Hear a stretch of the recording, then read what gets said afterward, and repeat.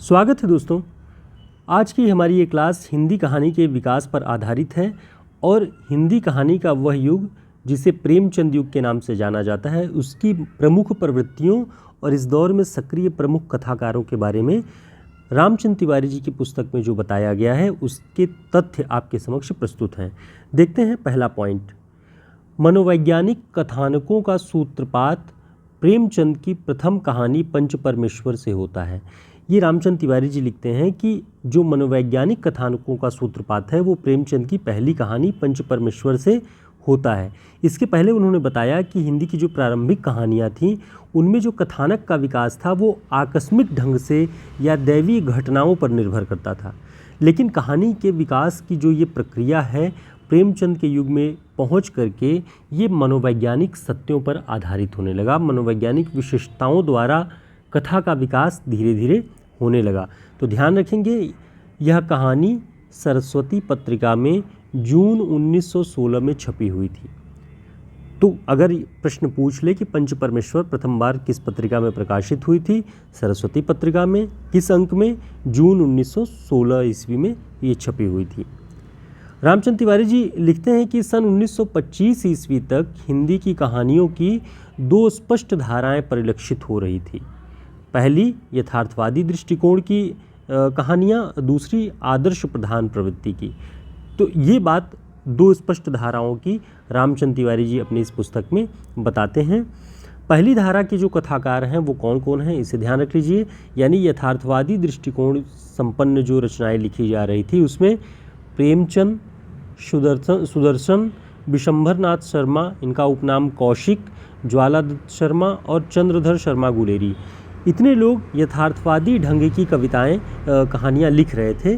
तो यथार्थवादी कथाकार के रूप में ये जाने जाएंगे। दूसरी धारा जो थी वो थी आदर्श प्रधान प्रवृत्ति। इसके जो कथाकार थे इस प्रवृत्ति के जयशंकर प्रसाद, चंडी प्रसाद, इनका हृदयेश उपनाम था। ध्यान रखेंगे हृदयेश उपनाम किसका है, चंडी प्रसाद का, और राधिका रमण प्रसाद सिंह। ये लोग, ये जो कथाकार थे ये आदर्श प्रधान प्रवृत्ति के कथाकार थे। इनकी कहानियाँ इसी प्रवृत्ति की थी। देखते हैं प्रेमचंद जी का विचार कि सबसे अच्छी कहानी कौन सी हो सकती है। ये प्रेमचंद जी का कथन है, ध्यान रखिएगा। सबसे उत्तम कहानी वह होती है जिसका आधार किसी मनोवैज्ञानिक सत्य पर हो। ये प्रेमचंद जी का कथन है। उनके साहित्यिक निबंधों का जो संग्रह कुछ विचार नाम से है, इसमें कहानी कला के विषय में 3 लेख लिखे हैं उन्होंने, उपन्यास के विषय में लिखे हैं, और इस तरह से साहित्य के उद्देश्य को भी लेकर के बहुत सारी बातें इस पुस्तक में लिखी गई हैं। तो आप सभी यदि नहीं जानते हो तो ध्यान रखें, कुछ विचार नाम से निबंधों का संग्रह है प्रेमचंद जी का। रामचंद्र तिवारी जी ने बताया है कि प्रेमचंद की कहानियों की कुल संख्या मिलाकर 300 से अधिक है। तो ये तथ्य भी ध्यान रखिएगा, महत्वपूर्ण है। रामचंद्र तिवारी जी की पुस्तक से प्रश्न बनते हैं, इसलिए सामान्य प्रश्नों की श्रेणी में कहानी के विकास के क्रम में ये बातें हम आपके लिए लेकर के मौजूद हैं। देखते हैं प्रेमचंद की चरित्र प्रधान कहानियाँ कौन कौन सी हैं। तो ध्यान रखिएगा, आत्माराम, बड़े घर की बेटी, बांका गुमान, दफ्तरी और बूढ़ी काकी, ये कहानियाँ प्रेमचंद जी की चरित्र प्रधान कहानियों में आती हैं।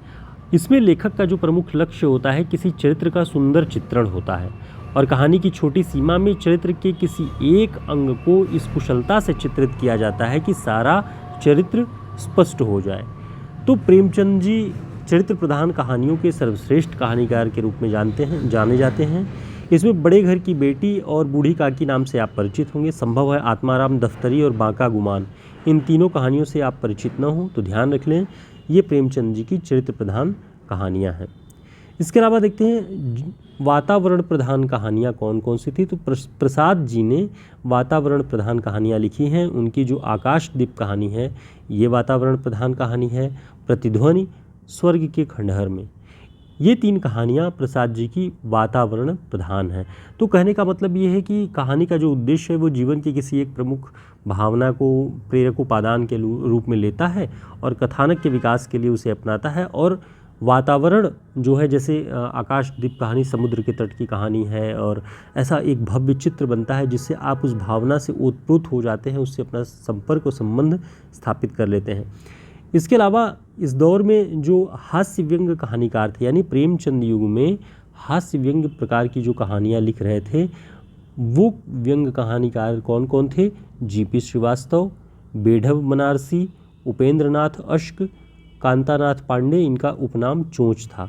तो चोंच उपनाम से कौन लिखता था व्यंग कहानियाँ, हास्य व्यंग कहानियाँ? कांतानाथ पांडे।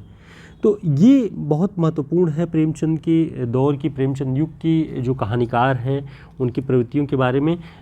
रामचंद्र तिवारी जी ने बताया है कि इस दौर में प्रमुख जो 4 प्रकार की प्रवृत्तियाँ थी, चरित्र प्रधान, वातावरण प्रधान, कथानक प्रधान और कार्य कारण प्रधान, यानी कार्य प्रधान कहानियाँ। इतने प्रकार की कहानियाँ इस दौर में लिखी जा रही थी, तो इसे आपको ध्यान रखना है। आगे हम और भी बहुत सारी बातें देखेंगे प्रेमचंद के दौर की कहानियों के बारे में। फ़िलहाल अभी इतना ही इस क्लास में। तो केवल परिचय के रूप में प्रेमचंद के विकास के युग की कहानियों के बारे में आप इसे अध्ययन कर सकते हैं, इन कथाकारों को ध्यान रख सकते हैं, इन्होंने किस प्रकार की कहानियाँ लिखी हैं और कौन कौन सी कहानियाँ उस प्रवृत्ति के अंतर्गत आती हैं। ये सारी बातें आप नोट कर सकते हैं, आपके काम आएंगी ये। फिर मिलेंगे एक नई क्लास में, तब तक के लिए नमस्कार, शुभकामनाएं।